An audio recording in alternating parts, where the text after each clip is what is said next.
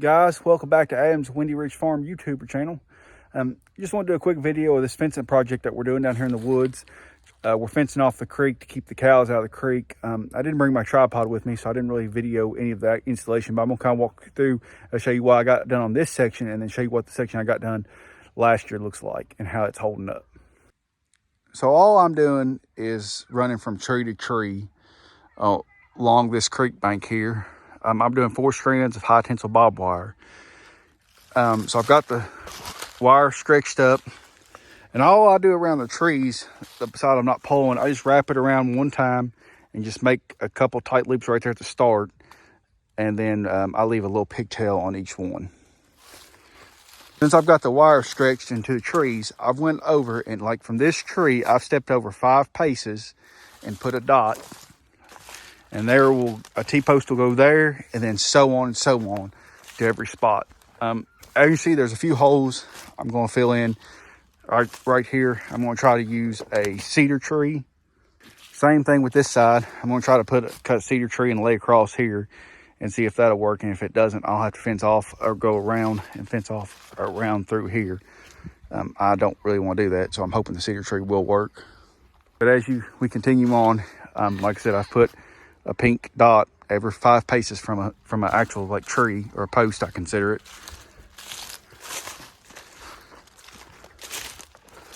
There's one there, and so on and so on. So when I get down here to the end, so I pulled against this tree, so I pulled the wire this way. What I've done is I just wrap it around, or I stretch it tight. I put 2 steeples in. I always try to put one on the barbed wire, or on the barb rather, when I stretch it tight, and then I cut it, make sure it's holding, cut it, and then wrap that around. I do 2 or 3 tight knots and then loosely, and leave me a pigtail to pull against. Same thing all the way down. Section of fence was put up last year.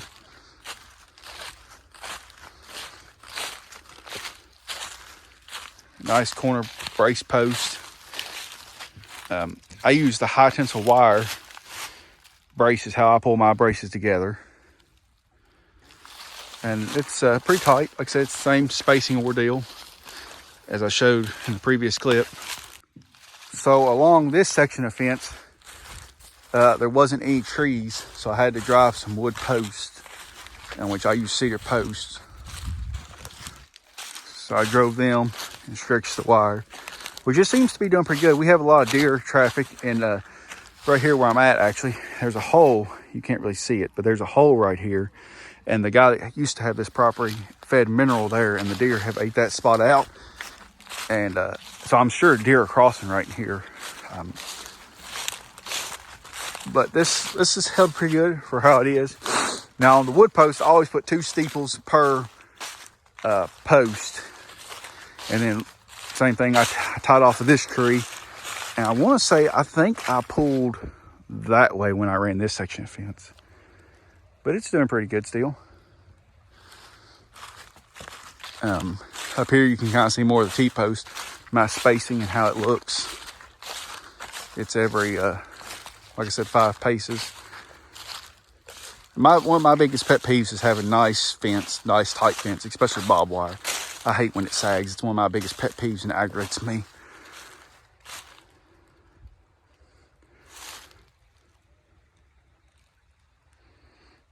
From my previous video I posted about us failing, we're not giving up on this dream. We've just failed the first 6 years. I have a pretty good job off the farm. My wife works also, so that's what the money supporting the farm is, off the farm.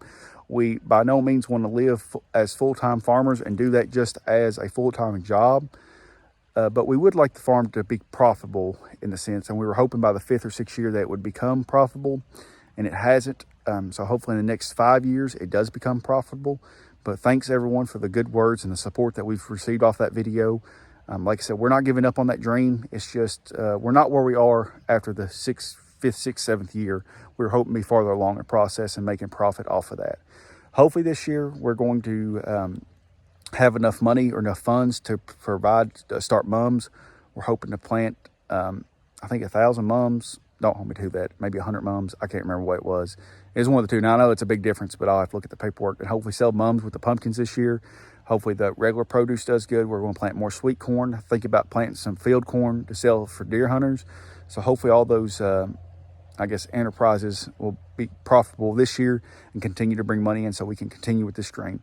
Well, thank y'all for watching. If you like this content, please don't forget to like and subscribe. And God bless, and y'all have a good week.